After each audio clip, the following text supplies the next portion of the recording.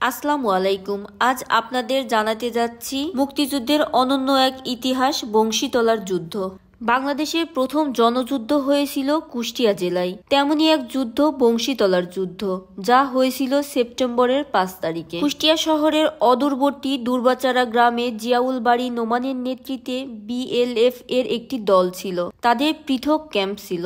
এমন একটি ক্যাম্পের প্রধান ছিলেন শামসুল হাদি। 5ই সেপ্টেম্বর তার অনুপস্থিতিতে ক্যাম্প ইনচার্জ ছিলেন শাহাবুব আলী ও বাহারের নেতৃত্বে প্রায় 200 মুক্তিযোদ্ধা ছিল। রাজাকাররা কুষ্টিয়ার পিস কমিটিকে এ তথ্য জানিয়ে দেয়। পিস কমিটি আর্মি ক্যাম্পে জানালে পাকিস্তানি বাহিনী ভাদালিয়া হয়ে দুর্বাচারার দিকে অগ্রসর হয়। পাকিস্তানি সৈন্যরা খুব কাছাকাছি চলে আসলে আব্দুল কুদ্দুস LMG'র ব্রাশ ফায়ার করে দেয়। হঠাৎ আক্রমণে পাকিস্তানিরা হতভম্ব হয়ে পড়ে, মুক্তিযোদ্ধাদের আক্রমণ করতে পারে না। ঘটনাস্থলে বহু পাকিস্তানি নিহত হয়। অবিরাম গুলিবর্ষণে আব্দুল কুদ্দুসের LMG জ্যাম হয়ে যায়। এই সুযোগে পাকিস্তানি সৈন্যরা গুলি করে। বীর মুক্তিযোদ্ধা আব্দুল কুদ্দুস পায়ে গুলিবিদ্ধ হন।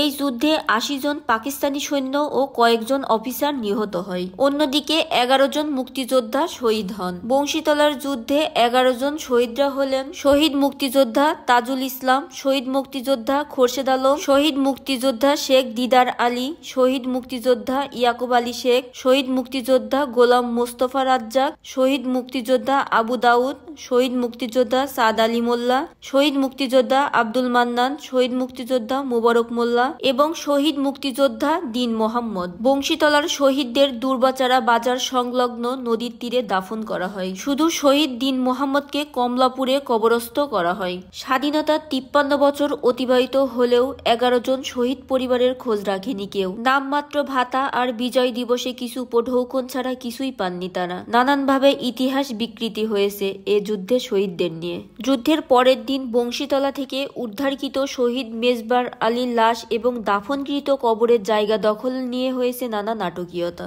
পাক বাহিনীর ভয়ে ও ঝড় বৃষ্টির কারণে পিয়ারপুর মাঠের মধ্যে দাফন করা কবরটি একসময় অজ্ঞাত দেখানো হলেও উপযুক্ত দাবিদার না থাকায় কালের গর্ভে হারিয়ে গেছে শহীদ মেজবার আলীর কবর আবিষ্কারের কাহিনী। শহীদদের আত্মার প্রতি শ্রদ্ধা জানাতে নির্মিত স্মৃতিসৌধে বরাবরই 11 জনের নামের তালিকা থাকলেও এবারই প্রথম নতুন করে মেজবার আলী, সুরুজলাল ও চাঁদ আলী সহ 14 জন শহীদদের নামের তালিকা ঠাঁই পেয়েছে। এই স্মৃতিসৌধ নির্মাণের জন্য জমি প্রদান করেছেন জনাব মোহাম্মদ আলতাফ হোসেন মোল্লা ও জনাব মোহাম্মদ আয়ুব আলী। বিশেষ দিনে শুভেচ্ছা জানানো ছাড়া সারা বছরই এই জায়গাটা পড়ে থাকে অযত্নে এবং অবহেলায়। শহীদদের প্রতি সম্মান এবং শহীদ পরিবারদের সম্মাননা প্রদানের জন্য কর্তৃপক্ষের প্রতি আকুল আবেদন জানাচ্ছি।